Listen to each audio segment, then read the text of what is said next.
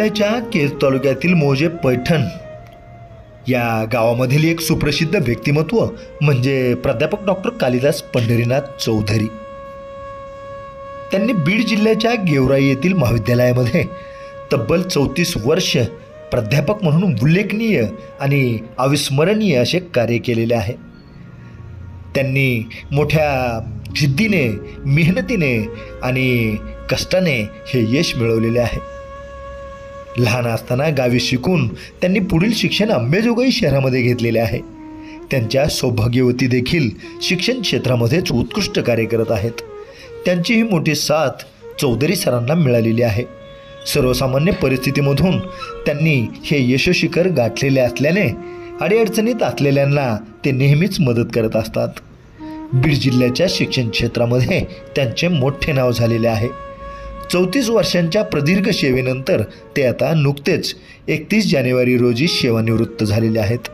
म्हणून या निमित्ताने अशा या विशेष व्यक्तिमत्वाची आमचे मुलाखतकार संतोष रोकडे यांनी घेतलेली ही विशेष मुलाखत पहा आपल्या न्यूज 1 महाराष्ट्र वाहिनीवर।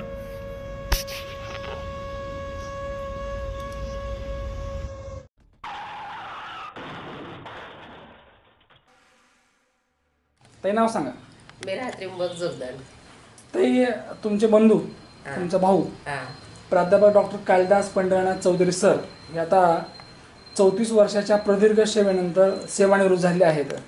तर एक बहीण म्हणून तुम्ही भावाचा पूर्ण प्रवास पाहिला आहे, अगदी लहानपणीच्या आठवणी आहेत। काय नेमक्या आठवणी येतात, कसं हे व्यक्तिमत्व आहे, काय सांगाल? बरंच काही सांगण्यासारखं आहे सर। आता लहानपणी भावंडाच्या आठवणी खूप असतात। आमचे हे मोठे बंधू हे आमच्या आईला 10 वर्षाच्या नंतर झालेले, 10व्या वर्षी झालेले। मग खूप लाडात वाढले। आमच्या आईची इच्छा होती की काहीतरी दादानं बनावं। खूप श्रम घेतले आमच्या आईनं। त्यावेळेस गावात जिल्हा परिषद शाळेत शिकले, पुन्हा शिक्षणाची सोय नव्हती। मग आंबेजोगाईला त्यावेळेस पास एसटीचा आईने तुमचा दादा म्हणजे तुमचे भाऊ चांगले शिकावेत म्हणून त्यांनी प्रामाणिकपणे प्रयत्न केले, नाही का? खूप काय आईची काय इच्छा होती, काय प्रसंग सांगा आम्हाला? आईची खूप इच्छा मोठी होती, शिकून मोठं व्हावं, कुठंतरी नाव कमवावं। बरेच शिकलेले म्हणजे तिच्या सहवासात असे होते, म्हणजे खेड्यात पण शिकलेले मोठमोठे तिचे दीर अशा म्हणजे भावकीत असतात ना, शिकले होते।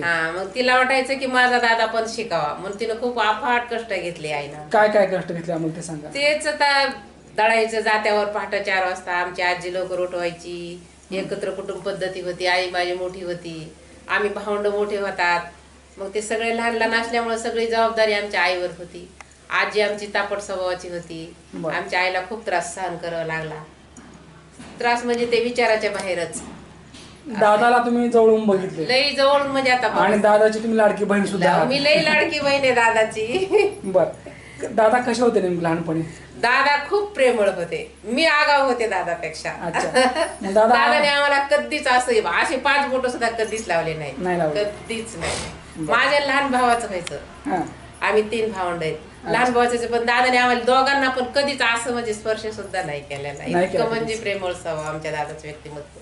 दादा आणि तुम्ही आणि तुमचा आणखी एक भाऊ, या भावंडांना आई वडिलांनी जे घडवलं, वाढवलं, चांगले संस्कार दिले, आम्हाला त्या काही आठवणी सांगत आहे? खूप आठवणी। आता तेच खेडी जेवण सगळं। लहान्या भावाला पण शिकावं म्हणून माझी इच्छा होती आमच्या आईची। मला 7वी पर्यंत शिकवलं म्हणून मला पण म्हणजे सुशिक्षित मिस्टर मिळाले आर्मी मध्ये। आणि लहान्या भावाला शिकावं, पण ती एकत्र कुटुंब पद्धती असल्यामुळे माझे चुलते म्हणले की तुझ्या सगळ्या अपत्यांना शिकवायचंय का? मग ते कोणीतरी पाहिजे रानात काम करा। आमच्या वडिलांनी पुन्हा मग ते नंतर सगळं कुटुंबात घडत गेलं। आज या ठिकाणी तुम्ही आहात, दादा आहे आणि तो भाऊ पण आहे लहान, परंतु ज्यांनी जन्म दिला ते आई वडील नाही। काय आठवणी द्यायची? खूप आठवणी त्यांच्या, लईच आठवणी न सांगण्यासारख्या। आईच्या पाठीमागे दादानी जे तुम्हाला सहकार्य केलं किंवा जी माया दिली, आम्हाला त्या काही गोष्टी सांगा आता? दादानी खूप माया दिली, वेळोवेळी माझ्या पण प्रसंगाला उभे राहिले। माझ्या मुलाचा ऍक्सिडेंट झाला, रातोरात तिथं मला घेऊन गेले। आर्थिक समजा पैशाचं सहकार्य सगळं भरपूर दादानी केलं माझ्यासाठी।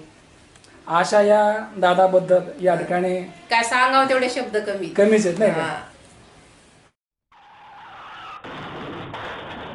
मी कालिदास पंढरीनाथ चौधरी, मुक्काम पैठण, पोस्ट सावळेश्वर, तालुका केज. माझं बालपणीचं शिक्षण हे माझ्या गावामध्ये पैठणला 7वी पर्यंत झालं. नंतर 8वी ते MA पर्यंतचं शिक्षण हे योगेश्वरी शिक्षण संस्था अंबेजोगाई येथे झालं.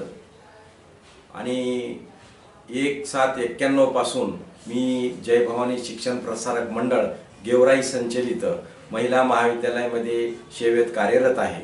आणि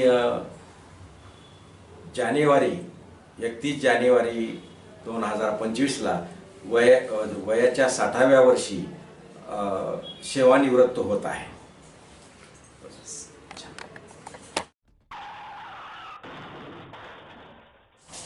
आपण छोटेसे असतो, परंतु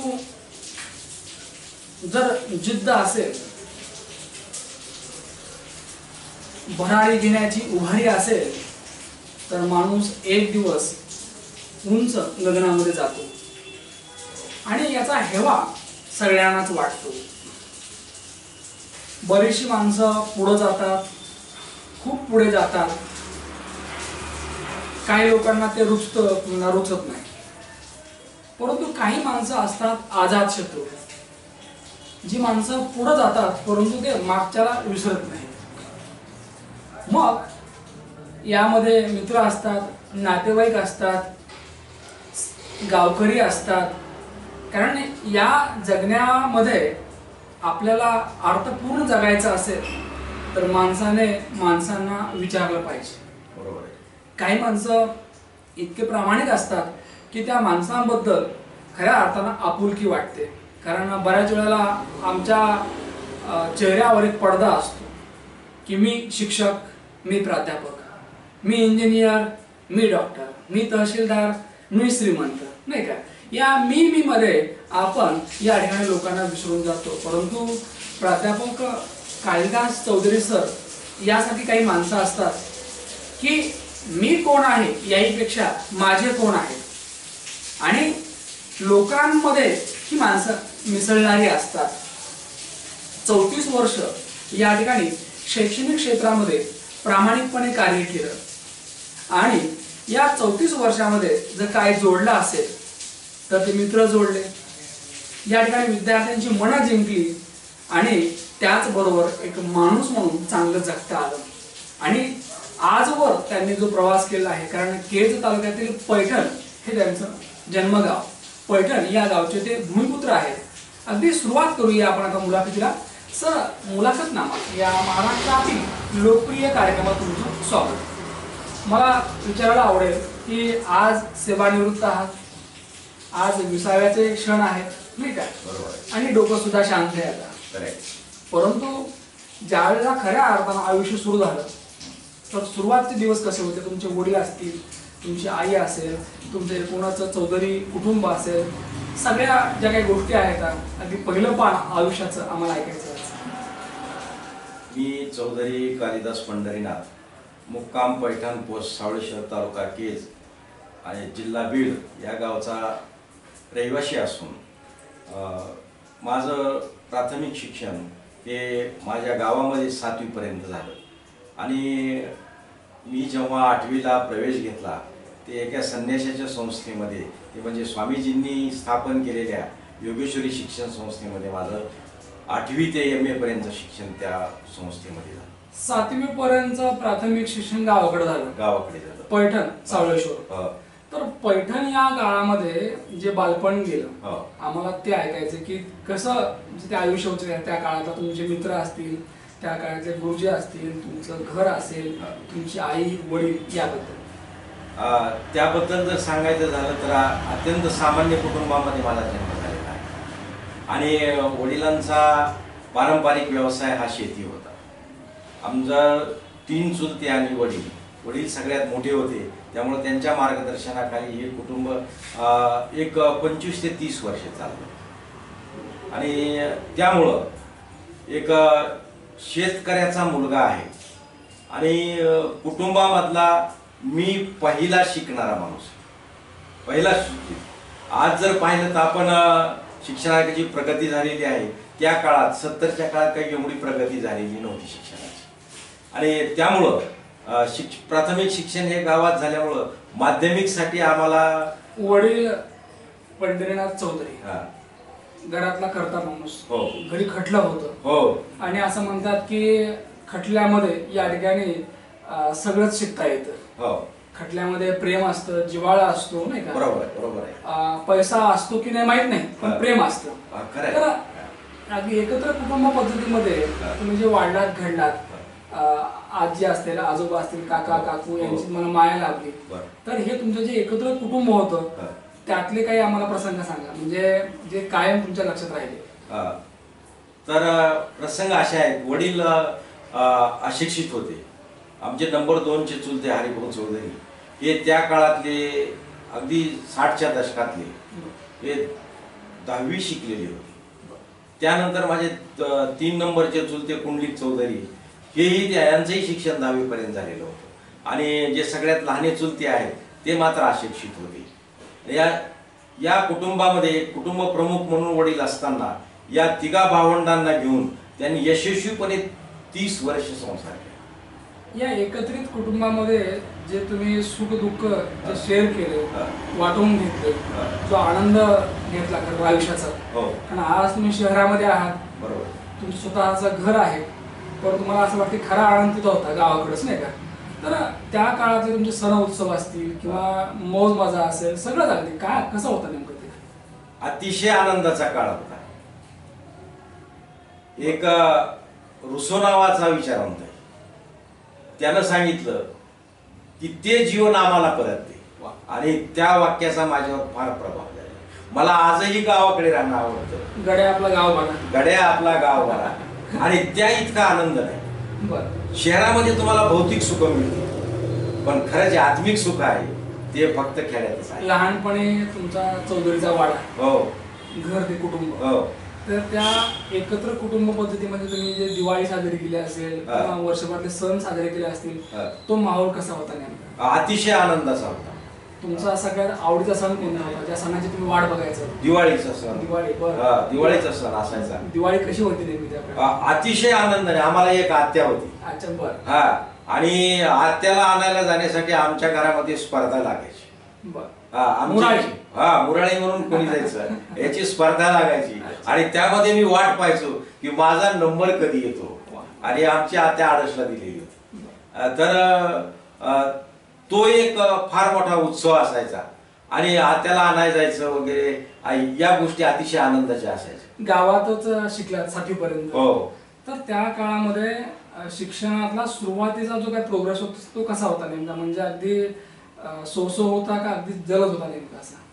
एक सांगतो, आमच्या पहिली आम्हाला काही जिल्हा परिषदची शाळेची अशी बिल्डिंग वगैरे नसायची. अच्छा. एका देवीच्या देवळामध्ये शाळा भरायची. वा. हा, आणि त्या दशकामध्ये देवीच्या देवळात शाळा भरत असल्यामुळं फारसं काही तो क्षण नव्हता की आपण शाळेत जायचं म्हणून जायचं, पण काही प्रगल्भता त्यावेळेस नव्हती. एवढी प्रगल्भताच नव्हती. आणि शिक्षणाला त्या काळामध्ये फारसे विद्यार्थी नसायचे, अगदी मोजकेच विद्यार्थी असायचे. तुम्हाला असं का वाटलं नेमकं की अरे पण शिकलं पाहिजे? कारण तो काळ असा होता की शिकलं काय नाही शिकलं काय, कारण शेती होती, शेतीबाडी होती, आणि आपलं गाव बरं वाटायचं, नाही का? आणि खरंच गाव बरं आहे. गाव बरं आहे. पण या ठिकाणी शिक्षणाची जी गोडी आहे ती कोणामुळे निर्माण झाली खरं? म्हणजे का असं वाटलं की आपण शिकलं पाहिजे? शिक्षणाची गोडी निर्माण होण्याची कारण ही आपल्या समोरची माणसं, आदर्श माणसं. तुमच्या समोर आदर्श कोण होते त्या काळामध्ये? आमच्या समोर आदर्श माझ्या कुटुंबातली काही माणसं होती. अच्छा, बरं. जी शिकली, आणि त्याचबरोबर गावातली जी काही मंडळी होती जी काही मोठ्या पदावर होती, आणि ते त्यांच्याकडे पाहून आपल्याला वाटायचं की आपण हे शिकलं पाहिजे. आणि त्या काळामध्ये आमच्या गावचे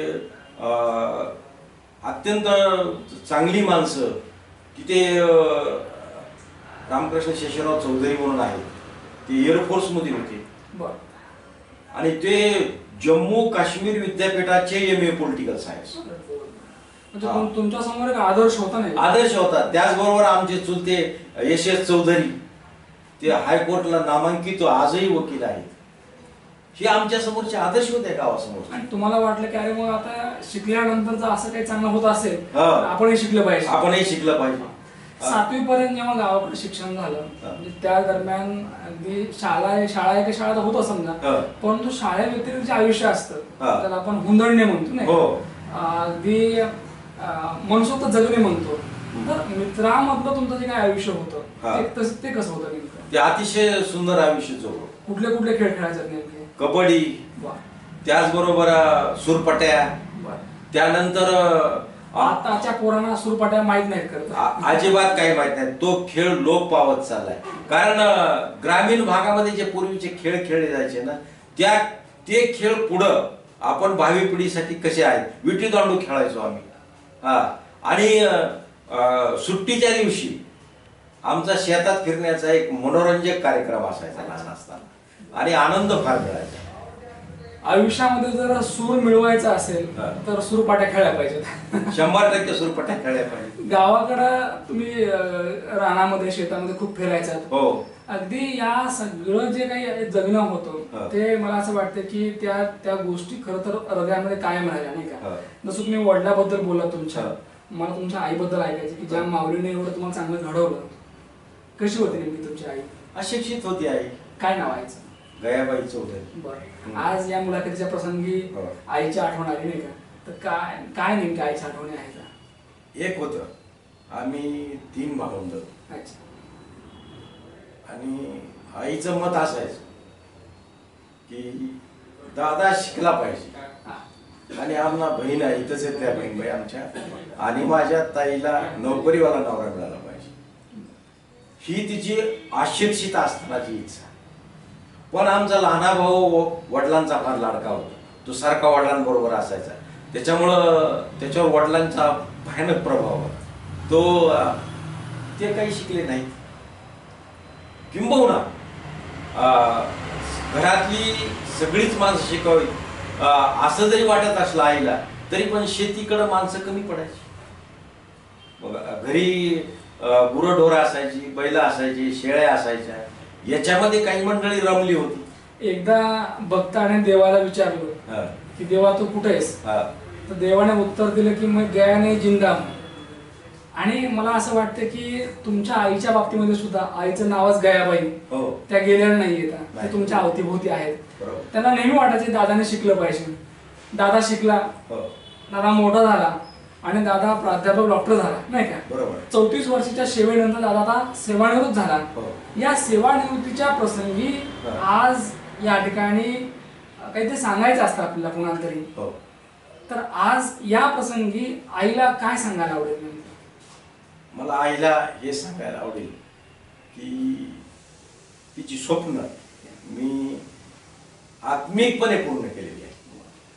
आज ज्या वेळेला गावाकडे जाता, ज्या माऊलीने स्वप्न पाहिलं होतं दादाला नोकरी लागली पाहिजे, गावाकडे गेल्यानंतर त्या परिसरामध्ये किंवा तुमचं जे घर आहे आज निश्चितपणे तुम्ही आईला शोधत असाल नाही का. बरोबर. तर ज्या वेळेला तिथली माणसं भेटतात, जुन्या बाया भेटतात नाही का, आपल्या चुलत्या असतील किंवा शेजारी असतील, त्यांच्याकडनं जेव्हा आईचं कौतुक होतं तेव्हा ते कौतुक काय असतं? अत्यंत मन भारावून मन भारावून काय सांगणार बाया नेमक्या? नाही, इतकी ती माऊली चांगली होती की घरातली थोरली सून असल्यामुळं तिचं मार्गदर्शन घेतल्याशिवाय 40 वर्ष कुटुंब चाललं. क्षणभरासाठी ही माऊली तुमच्या समोर आज आली, तर माऊलीला काय सांगाल आज? काही नाही, उलट मला असं वाटेल की अजून ती कित्येक वर्ष माझ्या समोर असेल. सर, अंबाजोगाईला तुम्ही दाखल झालात पुढील शिक्षणासाठी, तर ग्रामीण भागातला मुलगा जेव्हा शहरी भागात येतो तेव्हा खरं तर विश्व बदललेलं असतं नाही का. बरोबर आहे. जेव्हा पहिलं पाऊल ठेवलं अंबाजोगाई नगरीमध्ये त्यावेळेला भाव काय होते नेमके? आमची जी सिनियर मंडळी होती अगोदरची त्या शाळेमधली, तर त्यांच्याबरोबर आम्हीही शाळेत जायचो. काय पण एक निश्चित भाव होता की आपण ग्रामीण भागातले असणार एक लाजरा बुजरा विद्यार्थी असू शकतो आपल्यात, ही भावना त्यावेळेस होती. आणि हायस्कूल मोठं असल्यामुळं तिथं ग्रामीण भागातल्या विद्यार्थ्यांकडे लक्ष दिलं जाईल का नाही, आपण त्याचबरोबर मानसिक दडपण आल्यासारखं सुद्धा आम्हाला कधी कधी व्हायचं. पण जेव्हा 1982ची गोष्ट आहे, जेव्हा आम्ही 10वी पास झालो तेव्हा थोडंसं रिलॅक्सेशन वाटलं.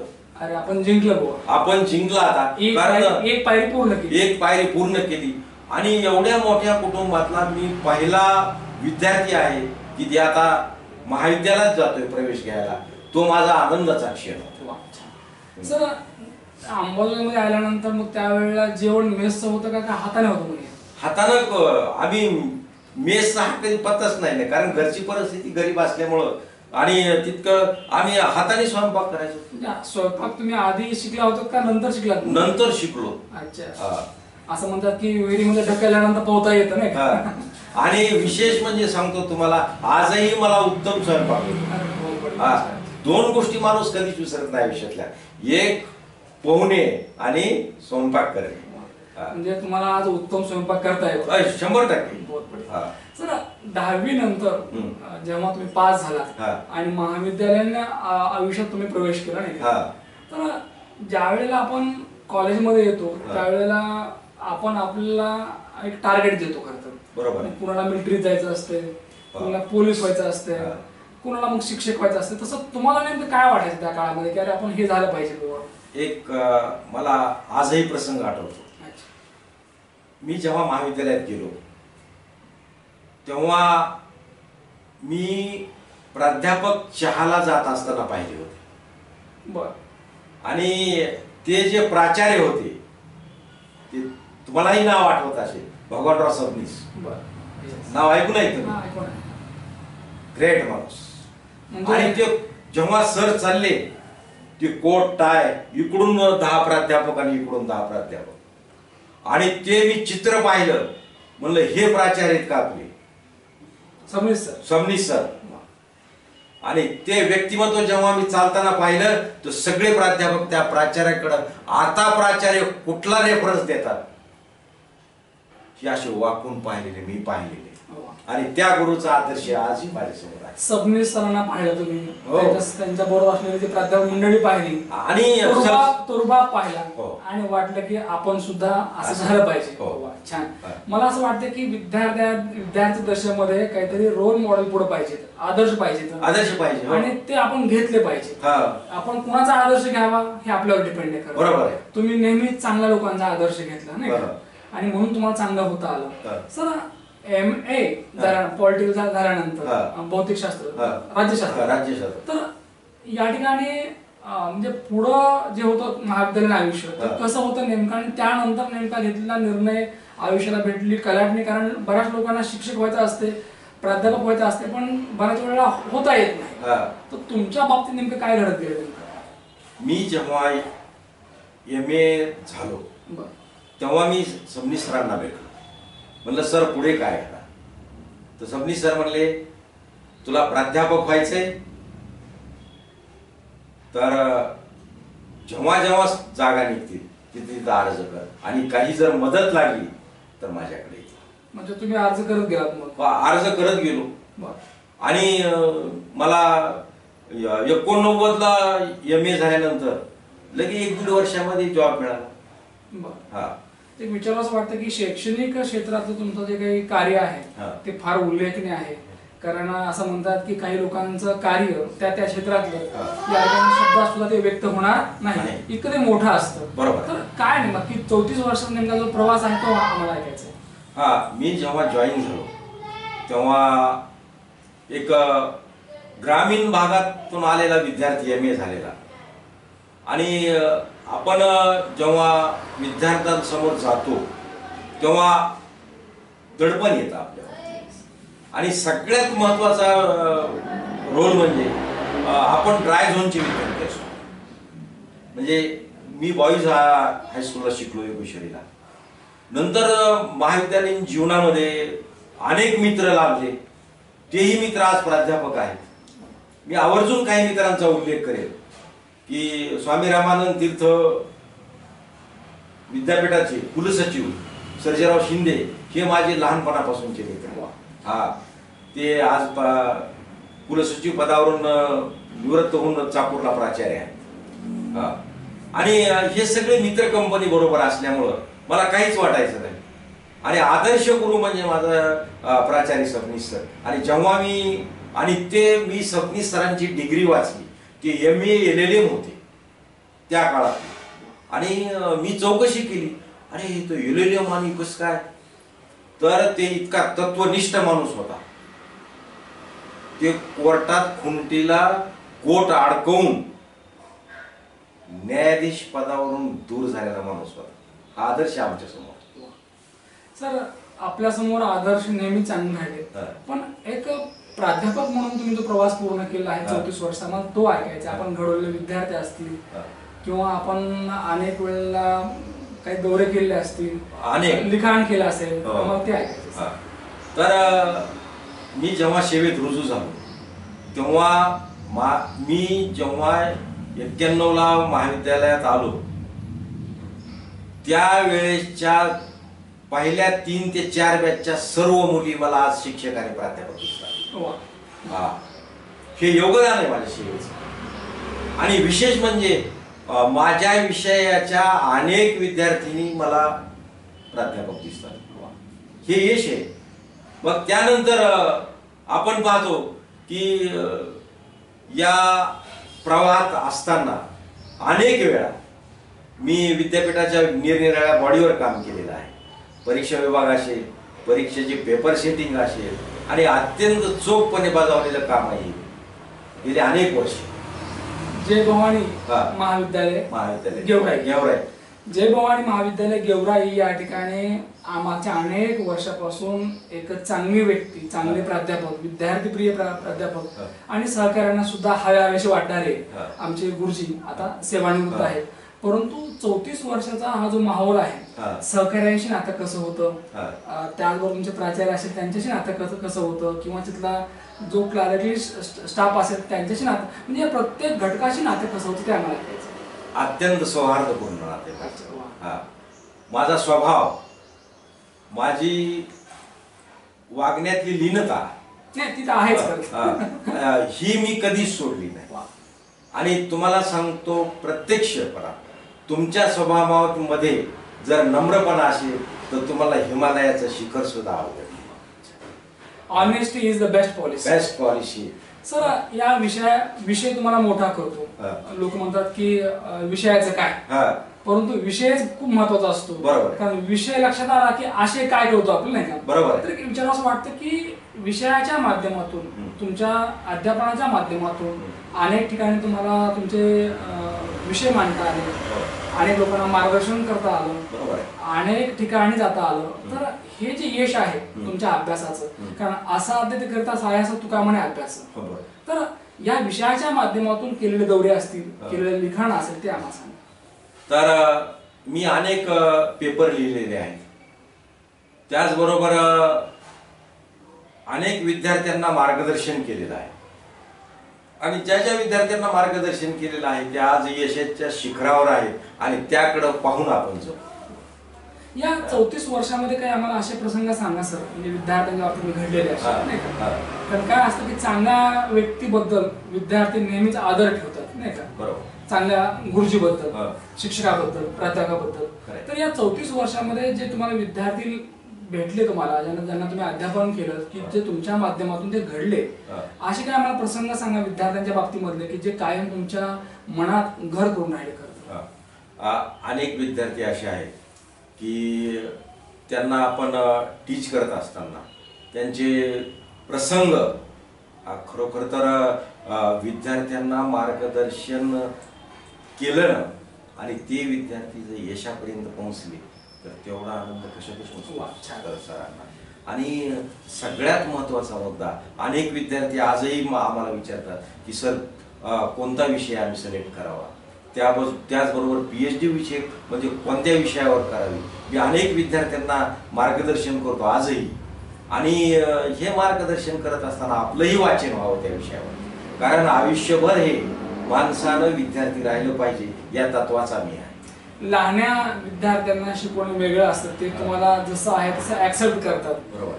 पण तुम्ही शिकवलं नेहमीच अगदी महाविद्यालयीन विद्यार्थ्यांना ते आहे तसं ऍक्सेप्ट करत नाहीत, तर तिथं पूर्ण अभ्यास लागतो, नाही का? तर ज्या ज्या वेळेला विद्यार्थ्यांना तुम्ही सामोरं जायचं, बरोबर, म्हणजे 34 वर्षापूर्वी जेव्हा तुम्ही शिकवायचं त्या काळाचे विद्यार्थी वेगळे होते, आताचा विद्यार्थी स्मार्ट आहे, तर काय नेमका बदल तुम्हाला जाणवला खरं या 34 वर्षामध्ये म्हणजे विद्यार्थ्यांच्या बाबतीमध्ये? एक सांग, विद्यार्थ्यांच्या बाबतीमध्ये जरी विद्यार्थी आता फार हे डिजिटल झालेले असते, तरी पण माझ्या एक पाहण्यातून विद्यार्थ्यांबद्दल एक असं वाटतं की विद्यार्थ्यांची जी वाचन क्षमता आहे ती वाचन क्षमता कमी झालेली आहे. आमच्या काळातला विद्यार्थी वाचायचा, आजच्या विद्यार्थ्याकडे वाचन क्षमता आलेली नाही आणि बैठक क्षमता सुद्धा नाही. या दोन गोष्टी आमच्या काळामध्ये कसं होतं, भव्य दिव्य लायब्ररी होती स्वामी रामानंद तीर्थ महाविद्यालयाची, आजही आहे. 9-10 ट्रक पुस्तकाची ती लायब्ररी आहे. आणि जेव्हा ग्रामीण भागातला विद्यार्थी शहरी भागात येतो तेव्हा त्यानं मुळात एकच ध्येय ठेवायला पाहिजे की आपलं वाचन कौशल्य निर्माण केलं पाहिजे. पण ते वाचन कौशल्य या डिजिटल युगामध्ये, या युट्यूब, फेसबुक, व्हॉट्सअप युगामध्ये एक विचाराचं वाटतं की वाचन संस्कृती थोडीशी मागे पडली आहे. परंतु असं म्हणतात की जो वाचेल तोच वाचेल, नाही का, वाचलं पाहिजे. वाचायचं असेल तर वाचावं लागेल. तर काय वाटतं नेमकं की याला नेमकं कोण जबाबदार आहे नेमकं, असं तुमचं मत? आता माझं मत असं आहे की एक तर विद्यार्थ्यांना जे डायरेक्शन देतात माणसं, काय ती पिढी थोडीशी मागे पडल्यासारखी. विद्यार्थ्यांना योग्य मार्गदर्शन मिळालं पाहिजे आणि त्या मार्गदर्शनानुसार विद्यार्थी चालतात. नाही, तुम्ही जे म्हणता, तुम्ही आता बोलात की विद्यार्थ्यांना चांगलं मार्गदर्शन दाखवलं पाहिजे. तुम्ही तर 34 वर्ष त्यांना विद्यार्थ्यांना मार्गदर्शन केलं आहे की तुमच्या प्रभावामुळे, की तुमच्या बोलण्यामुळे, सांगण्यामुळे या ठिकाणी विद्यार्थ्यांचा नेमका कल कसा बदलला नेमकं त्या ऐकायचं, म्हणजे वाचनापासून ते म्हणजे जे दूर गेलेले विद्यार्थी होते ते वाचनामध्ये कसे आले आणि कसे आणले ते सांगा मला. अनेक वेळा आपण पाहतो, आम्ही सांगितलं की ही पुस्तकं वाचा. आता अनेक विद्यार्थ्यांचा कल असतो, काय असतं, विद्यार्थी जेव्हा पदवीधर होतो तेव्हा त्याच्यामध्ये एक नवीन जोश असतो. आपल्याला MPSC कडे जायचंय, UPSC कडे जायचंय, कोणती पुस्तकं वाचली पाहिजे, काय केलं पाहिजे. मग हे सांगत असताना आपण सांगतो, आजही सांगतो की आपल्याला एखादं पुस्तक वाचायचंय. उदाहरणार्थ भारतीय राजकीय विचारांचा हा विषय आहे आणि तो विषय शिकवत असताना आपल्याला प्रथम काय वाचावं लागेल याची आम्ही वंशावळ मी तयार केली होती. काय वाचायचं हे कळायला पाहिजे, काय वाचायचं हे कळायला पाहिजे. जेव्हा भारतीय राजकीय विचारांचा आपण अभ्यासतो ना, काय तेव्हा गौतम बुद्धापासून त्या अलीकडच्या विचारवंतापर्यंत वाचन झालं. आणि हे मार्गदर्शन तुम्ही 34 वर्ष विद्यार्थ्यांना केलं. 34 वर्ष विद्यार्थ्यांना केलं. मला तुमचा एक मुद्दा आवडला फार की आपण वाचत जातो, पण काय वाचावं हे कळायला पाहिजे, हे कळायला पाहिजे. आणि हे सांगणारा गुरु असतो. आणि तुम्हाला आजही सांगतो की ज्या माणसांनी गौतम बुद्ध वाचले, काय ती माणसं जीवनात कधीच दुःखी झाली नाही. आतापर्यंत तुम्ही अनेक पुस्तकांचं, कादंबऱ्यांचं वाचन केलं केलंय. तर तुम्हाला भावलेलं पुस्तक कोणतं, म्हणजे कोणती कादंबरी तुम्हाला जास्त? मला सगळ्यात भावलेलं पुस्तक मी सांगतो, आहा सोळंकेंचं सर्वोत्तम भूमिपुत्र गौतम बुद्ध. सर, एक विचार असं वाटतं की या पूर्ण धावपळीमध्ये 34 वर्ष अगदी माझं कॉलेज घर हे असं होतं, नाही का, आणि या सगळ्या प्रवासामध्ये तुमच्या ज्या अर्धांगिनी आहेत, सौभाग्यवती, त्यांनी तुम्हाला भरभक्कम पाठिंबा दिला. त्यांची जी भूमिका आहे या प्रवासात आम्हाला ती सांगा, एक पत्नी म्हणून. 1994 ला माझा विवाह झाला आणि विवाह झाल्यानंतर त्या शासकीय सेवेमध्ये आहेत, जिल्हा परिषदला टीचर आहेत. दोघेही शिक्षक पेशात असल्यामुळं त्यांची बदली जवळपास 96-97 ला इकडे झाली आणि मग आमच्या संसाराला सुरुवात झाली. अतिशय भक्कमपणे साथ त्या व्यक्तीने दिली आणि खरोखर तर प्रत्येक यशस्वी पुरुषाच्या पाठीमागे एक स्त्री असते, हे जे विधान आहे, हे विधान माझ्या पत्नीच्या बाबतीमध्ये हे तिने शक्य करून दाखवलेलं आहे. तुमची मुलं काय करतात? तुम्ही अनेक लोकांची मुलं घडवली, म्हणजे अनेक विद्यार्थी घडवले. आता तुमच्याकडे बघतो मी, आता तुमची मुलं तुम्ही कशी घडवली आणि बरं. तर असं विचारायचं वाटतं की आज या प्रसंगी आता पूर्णपणे तुम्ही आज स्थिरावलेले आहात. हो.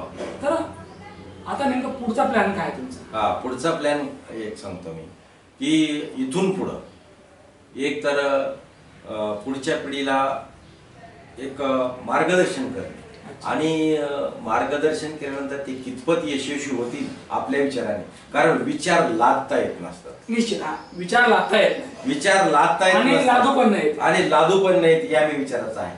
कारण प्रत्येक व्यक्ती ही स्वविवेकी असावी या मताचा. आणि मी लिबरल माइंडचा माणूस, काय एकदम उदार अंतःकरणाने मी कुठल्याही गोष्टीला फेस करणार. म्हणजे हा जो स्वभाव आहे हा पहिल्यापासूनच आहे. पहिल्यापासून माझा स्वभाव आहे. आणि माझे एक पहिल्यापासूनचा स्वभाव आहे, मी कुठल्याही एखाद्या माणसामध्ये मी कॉमेडी कधीच अभ्यासत नाही, मी ट्रॅजेडी अभ्यासतो. त्यामुळं पुढं काय, हा प्रत्येक हसण्यामध्ये दुःख आहे आणि ते दुःख आपण शोधलं पाहिजे. दुःख आणि तुम्हाला सांगतो, प्रत्येक माणसाची सुखाची संकल्पना वेगळी. तुम्ही आता उल्लेख केला की प्रत्येक माणसाची सुखाची संकल्पना वेगळी आहे. सर तुमची काय संकल्पना नेमकी? काही नाही माझी संकल्पना. तुम्हाला सांगतो, एक संदर्भ आठवतो मला काय, आणि त्या संदर्भाचा आपल्यावर फार मोठा परिणाम होतो. की 700-800 वर्षापूर्वी ज्ञानेश्वरांनी या जगासाठी शांती मागितली. काय त्यांच्यापेक्षा आपण फारच लहान माणसं आहे, आपणही या शांतीसाठी काहीतरी हातभार लावला पाहिजे या मताचा मी आहे. या जगण्यावर या मरण्यावर शतदा प्रेम करावे. आणि दुसरी गोष्ट, गौतम बुद्धांनी सांगितलंय, अति झालं त्याचं विष होतं. काय होतं? विष होतं. त्यामुळे अति काहीच नको, सम्यक. काय पाहिजे? सम्यक पाहिजे. मला असं वाटतं की कुठल्याही गोष्टीचं अति झालं की विष होतं, आणि विष होण्या अगोदर तुम्ही जागे व्हा. फक्त विष एवढंच करा, wish you all the best. असं. आणि मी माझ्या संशोधनाचा विषय की यशवंतराव चव्हाण आणि शरद पवार या गुरु शिष्यांवर मी लिखाण केलं. तुम्हाला प्रबंध दाखवतो.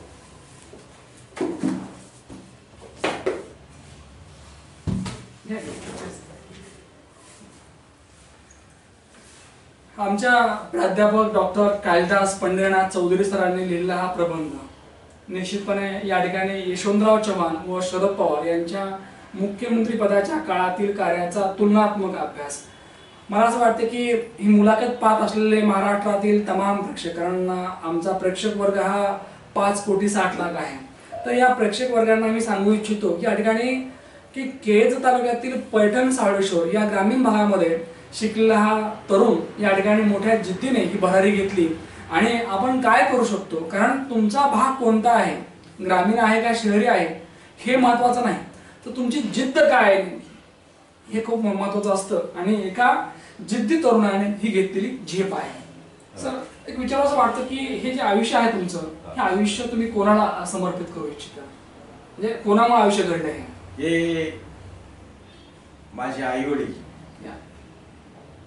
यांच्यामुळं माझ्या आयुष्याला, आणि विशेषतः त्यांनी एका अशिक्षित जोडप्याला हे आपलं अपत्य घडवत असताना कुठलीही कसूर ठेवली नाही. मी त्या आई वडिलांना समर्पित करतो.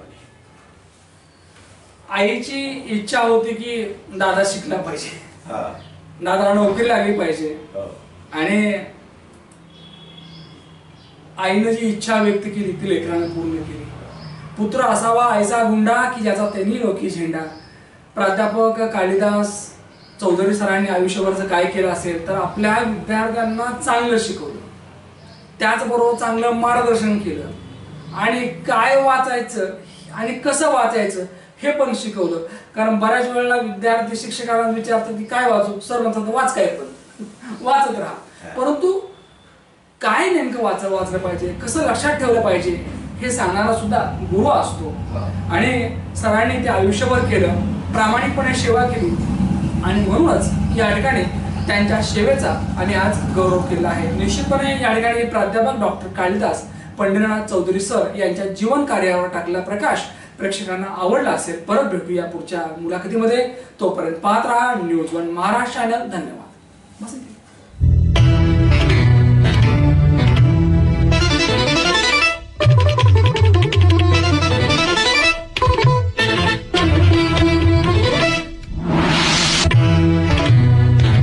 न्यूज वन महाराष्ट्र, आवाज महाराष्ट्राचा.